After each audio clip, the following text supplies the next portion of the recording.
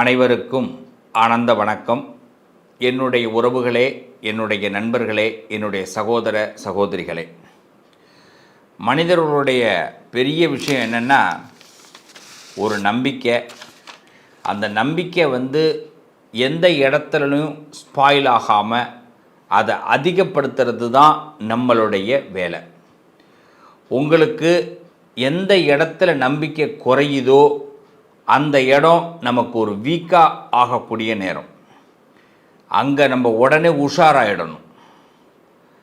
நம்ம உடனே இந்த உலகத்தில் எல்லாரும் பண்ணுற ஒரு பெரிய மைனஸ் என்ன அப்படின்னா, நமக்கு நம்பிக்கை குறையும் பொழுது நம்ம உடனடியாக பயந்துடுறோம். அந்த பயம் நம்ம எண்ணத்தில் கூட இருக்கவே கூடாது. நம்பிக்கை குறையும் பொழுது தைரியம் வரணும். ஒரு கடன் வாங்கிட்டீங்க, நீங்கள் தான் அடைச்சாகணும், வேறு யாரும் அடைக்க முடியாது.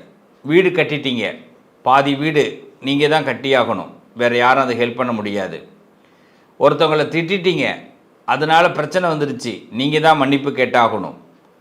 ஒரு பெரிய பிரச்சனையை இழுத்து விட்டுக்கிட்டோம், நாம் தான் அதுக்கு சால்வ் தேடணும், சரண்டர் ஆகணும், வேறு யாரும் ஹெல்ப் பண்ண முடியாது. இது எல்லாமே நமக்கு தெரியும். ஆனால் ஏதாவது ஒரு சின்ன வழி கிடைக்குமான்னு பார்த்துக்கிட்டே இருப்போம். ஏதாவது ஒரு இடத்துல நமக்கு ஒரு உதவி கிடச்சிடாதா, இந்த கடன் எப்படியாவது அடைஞ்சிடாதா அப்படின்னு திங்க் பண்ணுவோம்.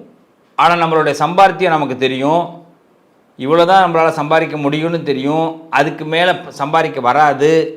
ஆனால் கடன் அதிகமாக இருக்குது. ஆனால் ஏதோ ஒரு நம்பிக்கை மட்டும் நம்மள்கிட்ட இருக்கும். ஆனால் நம்மளுடைய கண்ணுக்கு நேராக அது கண்டுபிடிக்க முடியாது. இதுதான் காலம் நமக்கு சில நேரங்களில் கொடுக்குற செய்தி. உறவுகளே, ஒரு விஷயத்தை நல்லா தெரிஞ்சுக்கிங்க. நமக்கு யாருமே மிகப்பெரிய சங்கடத்தை கொடுக்குறாங்க அப்படின்னா அதில் நல்ல ஒரு பாடம் இருக்குது அப்படின்னு அர்த்தம். முதல்ல நம்ம வீட்டில் இருக்கிறவங்க நமக்கு ஒரு பெரிய சங்கடத்தை கொடுப்பாங்க. அவங்களே நம்மளை சிரமப்படுத்துவாங்க, வருத்தப்படுத்துவாங்க. அதில் தான் நம்ம முதல்ல கற்றுக்கணும். அப்புறம் நம்ம சந்திக்கக்கூடிய எதிர் வாழ்க்கை, பொதுமக்களை, நம்ம வேலை பார்க்குற இடம், நம்ம தொழில் பண்ணுற இடம், இதில் சில அனுபவங்கள் கிடைக்கும். அவர்கள் நமக்கு சில விஷயங்களை சொல்லி கொடுப்பாங்க. இதை தாண்டி நம்மளால் நம்ம கொஞ்சம் இரக்க குணப்படுவோம் இல்லையா, பாவ குணப்படுவோம் இல்லையா, யார் சொல்கிறதையும் கேட்காம நாமளே ஒரு முடிவெடுப்போம் இல்லையா, அதெல்லாம் சரியாயிடும்னு அதுக்கு ஏற்படுற தண்டனை. ஸோ இப்போ 3 வகையில் நம்மளுடைய வாழ்க்கை மிஸ் ஆகுது. குடும்பத்தோட பேச்சை கேட்காம போனாலும் ப்ராப்ளம் ஏற்படுது. வேலை தொழிலில் அவர்களுடைய நிலைப்பாடுகளை புரிஞ்சிக்காமல் போனாலும் ப்ராப்ளம் ஏற்படுது. கடைசியில் நம்மளுடைய இரக்க குணத்தினால, பாவம் பார்க்கக்கூடிய குணத்தினால பல பிரச்சனைகளையும் சந்திக்கிறோம். ஆக தீர்வுங்கிறது எங்கடா இருக்குன்னா எங்கேயுமே கிடைக்க மாட்டேங்குது. ஆனாலும் மனசு நம்புது ஏதாவது ஒரு இடத்துல ஒரு தீர்வை கொடுத்துரும் அப்படின்னு. என் உறவுகளுக்கு தீர்வு கொடுக்கிற நேரம் இது. இந்த தீர்வு கண்டிப்பாக உங்கள் வாழ்க்கையில் பெரிய மாற்றத்தை நிச்சயமாக ஏற்படுத்தும். வாங்க, ஒவ்வொருத்தவங்களை பற்றியும் அழகாக தீர்வு மட்டும் பேசுவோம். ஏதாவது ஒரு இடத்துல யதார்த்தமாக பேசி அடிக்கடி மாட்டிக்கொள்ளக்கூடியவர்கள் கும்பராசிக்காரர்கள். அதனால் யார் எது பேசினாலும் பரவாயில்ல சாமி, கும்பராசிக்காரவங்க எப்போ யாருக்கிட்ட எது பேசினாலும் கவனமாக பேசுங்க. ஆனால் நீங்கள் நிறைய பேசுவீங்க, நல்லதை பேசுவீங்க, உண்மையை பேசுவீங்க. இது பல நேரத்தில் நமக்கே உபத்திரவமாக போய் மாட்டிக்கும். கும்பராசிக்காரர்களுக்கு இந்த காலகட்டத்தில் பார்த்திங்கன்னா சுக்கிர பகவானுடைய ஒரு வளர்ச்சி, சுக்கிரன் நமக்கு வளர்ச்சியை கொடுக்க போகிறார். சில இடத்துல இப்போ நம்ம என்ன பண்ணணும்னா காதை லைட்டாக கொடுத்து கேட்டுக்கணும், முழுசாக கேட்டுடக்கூடாது. சின்ன விஷயமே போதும், ஒரு போஷாக்கு அது நமக்கு கிடைக்கும். கும்பராசிக்காரர்களுடைய மன அழுத்தங்களை இப்போ குறைக்கிறதுக்கு நல்ல மருந்து கிடைக்கக்கூடிய நேரம். என்னை பொறுத்த வரைக்கும் கும்பராசிக்காரருக்கு பணம் ஏதாவது ஆசைப்படுறீங்களா, பொருள் ஏதாவது ஆசைப்படுறீங்களா, சொல்லுவாங்க பெண்ணு பொண்ணு பொருள் புகழ் கௌரவம் கிடைக்கக்கூடிய நேரம். மனசாட்சியை தூக்கி அப்படி ஓரம் கட்டி வச்சுருங்க. நான் பல பகுதியில் அதான் நான் சொல்லிக்கிட்டு இருக்கிறேன். கும்பராசிக்காரவங்க பண்ணுற பெரிய தப்பு என்னென்னா, அவங்களுடைய ஆசையை நான் நிறைவேற்ற முயற்சி பண்ணுறேன், அவங்களுக்கு அது பிடிக்கும்னு நான் நினைக்கிறேன், இவங்களுக்கு அது பிடிக்கணும்னு நினைக்கிறேன், இவங்களை விட்டுட்டு சாப்பிட எனக்கு தெரியாது, இப்படியெல்லாம் நினச்சி கும்பம் அழிஞ்சு போகுது. அதனால் இப்போ ஒரு ஹோட்டலுக்கு போகிறோம், வீட்டில் சாப்பாடு வீட்டுக்கு வாங்குகிறோம், நீ முதல்ல போய் சாப்பிட்டுடு, ஹோட்டலுக்கு சாப்பிட்டுக்கிட்டு ஆர்டர் போட்டுரு, ஆர்டர் வாங்கிட்டு வந்து வீட்டில் அதுவும் என்ன கேட்குறாங்களோ அதை வாங்கிட்டு வாங்க. ஒரு வீட்டில் கேட்குறாங்க இதுதான் வேணும்னு, அதை மட்டும் வாங்கிட்டு வந்து கொடுங்க. எக்ஸஸெல்லாம் வாங்கிட்டு வந்து கொடுத்து நல்ல பேர் வாங்காதீங்க, நல்ல பேர் கொடுக்கவே மாட்டாங்க, கிழிச்சு தொங்க போட்டுருவாங்க. சாப்பிட்டேன்னு ஹோட்டலில் சாப்பிட்டேன்னு வீட்டில் வந்து சொல்லாதீங்க. உங்களுக்கு இங்கே ஒரு சாப்பாடு, அப்போ அரை வயிறு அங்கே சாப்பிட்டுக்கணும், மீதி இருக்கிற அரை வயிறு இங்கே வந்து சாப்பிடணும். இல்லைன்னா அது ஒரு பிரச்சனையை, அந்த பாகிஸ்தான் இந்தியா போர் கூட முடிஞ்சிடும். கும்பராசிக்காரவங்களுக்கும் மற்றவங்களுக்கும் இருக்கிற போர் என்றைக்குமே முடியாது. எல்லாருமே பாகிஸ்தானை எப்படி எதிரியாக பார்க்குறாங்களோ அதேமாதிரி கும்பராசி எதிரியாக தான் பார்ப்பாங்க. இது போர் முடியாது. கும்பராசிக்காரவங்க போர்க்களத்திலே இருந்து கொண்டு இருப்பவர்கள். ஆனால் என்னங்க, ஏதாவது பிரச்சனை பண்ணாங்களா? இல்லை. ஏதாவது தப்பாக பேசிட்டாங்களா? இல்லை.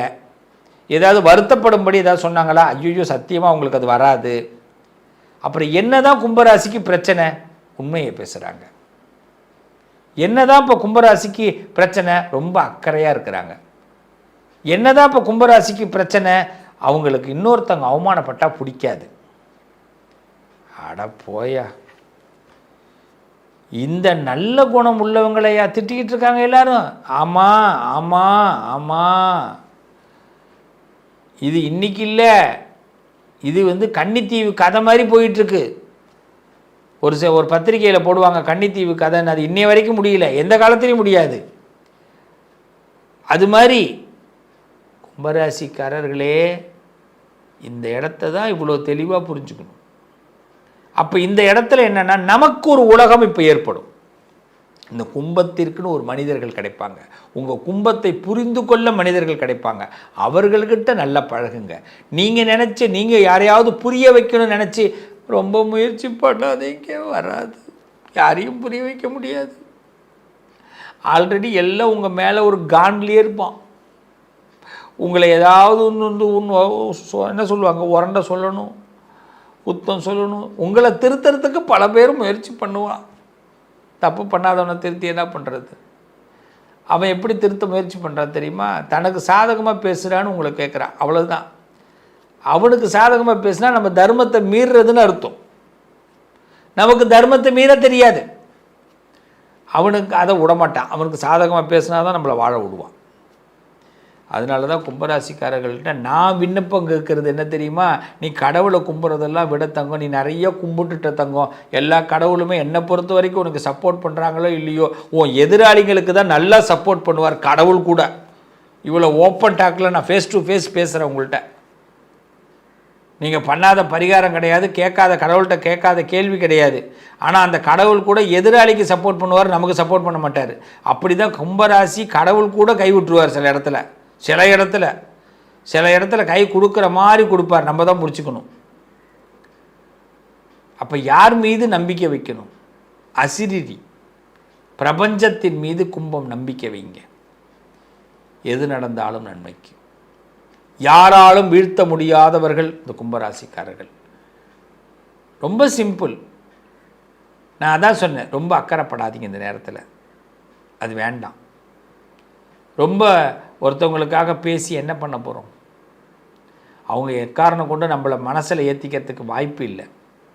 சில பேர் மனசில் நிறைய பேர் இருக்கிறாங்க, எல்லாருக்கும் நிறைய முக்கியத்துவம் கொடுக்குறாங்க. கும்பராசிக்காரங்களுக்கு முக்கியத்துவம் கொடுக்கணுன்னா எப்படிங்க முடியும்? லிமிட்டட் பேசஞ்சர் தாங்க வண்டியில் ஏற முடியும். ஒரு டாக்ஸியில் 4 பேர், டிரைவரை சேர்த்து தான் 4 பேர். நீங்கள் நல்லா கவனிங்க, டிரைவரை சேர்த்து 5 பேருன்னுவான். ஆனால் பார்த்தீங்கன்னா நெருக்கடியில் உட்காந்துருப்பாங்க, பின்னாடி உட்காந்துருக்கிறவன். பல நெருக்கடிகளில் உட்கார்ந்திருப்பவர்கள் கும்பராசிக்காரர்கள். அப்படிப்பட்ட கும்பராசிக்கு இந்த காலகட்டத்தில் சுக்கிரன் சில சூட்சமத்தோட சுலபமாக சில வெற்றியை கொடுக்குறார். எப்படின்னு கேட்டால், யார் விஷயத்துலையும் தலையிடாத ராஜா, வாயை அப்படியே பொத்திக்கோ, அவ்வளோதான். இதை பற்றி நான் அடுத்த வீடியோவில் உங்களுக்கு நான் சிறப்பாக கொடுக்க போகிறேன், மிஸ் பண்ணாமல் பாருங்கள்.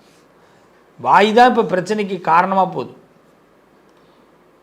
இதை பற்றி நம்ம அடுத்த வீடியோவில் பேசுவோம். இந்த காலகட்டத்தில் இந்த சுக்கிரன் உங்களுக்கு சில வளர்ச்சியை கொடுக்குறார்.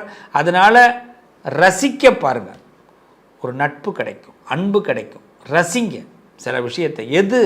எதிர்கொள்கிறத விட ஏற்றுக்கொள்ள வேண்டிய கட்டாயம் இப்போ வருது. மேக்சிமம் யாருக்கிட்டையுமே ஆர்கியூமெண்ட்டே வேண்டாம் பிள்ளைகளா. இந்த நேரத்தில் ஒரு நபரால் நல்ல மாற்றங்கள் ஏற்பட போது அந்த நபரை புரிஞ்சுக்கிங்க. நல்ல முன்னேற்றங்கள் கண்டிப்பாக கிடைக்க போகுது. இந்த ஒரு விஷயத்தை மட்டும் நீங்கள் சங்கல்பம்னு சொல்லுவாங்க, உறுதிமொழியாக எடுத்துங்க, நல்லா இருப்பீங்க. என்னது, யார் பேசுகிறதையும் நான் கேட்டுக்கிறேன், நான் திரும்பி ரிப்ளை கிடையாது. போஸ்ட் ஆஃபீஸில் போஸ்ட் போடுறோம், அதை எப்போ போஸ்ட்மேன் எடுத்துன்னு போகிறாருன்னு தெரியுமா? அந்த போஸ்ட் போட்ட இடத்துலையே டெலிவரி வருது, நமக்கு வரலல்ல. இதை மட்டும் புரிஞ்சுக்கணும், அவ்வளோதான். இந்த காலகட்டத்தை பொறுத்த வரைக்கும் நமக்கு கடவுள் உதவியை விட மன உதவி தேவை, பிரபஞ்சத்தோட உதவி தேவை. அதனால் இயற்கை கிட்ட போய் முறையிடுங்க. ஒரு புளிய மரம் இருக்கா, வேப்ப மரம் இருக்கா, மகமாய் வேப்ப மரத்தில் இருக்கா நம்பி மகமாயிட்ட பேசுங்க. ஆலமரத்திட்ட முனீஸ்வரன் இருக்காருன்னு நம்பி முனீஸ்வரன்கிட்ட பேசுங்க. அந்த காலத்துலலாம் சொல்லி வைக்கிறது தான். நீங்கள் இயற்கையை பார்த்து பேசுனா அது நடக்கும். நல்லதை நினைக்கணும், நிறைய நல்லதை பேசுங்க. இந்த காலகட்டம் உங்களுக்கு நல்ல முன்னேற்றத்தை சுக்கிரன் கொடுக்குறார். சுக்கிரன் ஆசைக்காரகன். இந்த ஆசை, உங்கள் ஆசை இப்போ நிறைவேற போகுது. இந்த ஆசையை ஆற்றி வெளிப்படுத்திக்காதீங்க. வாழ்த்துக்கள்.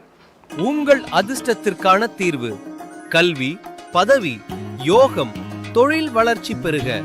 ஜாதகம், வாஸ்து, திருமண பொருத்தம் பார்க்கவும், பிரசன்னம் கேட்கவும். Positive lion doctor Sivasri Manikanda Sivam. தொடர்பு கொள்ள வேண்டிய வாட்ஸ்அப் எண் 7904137178.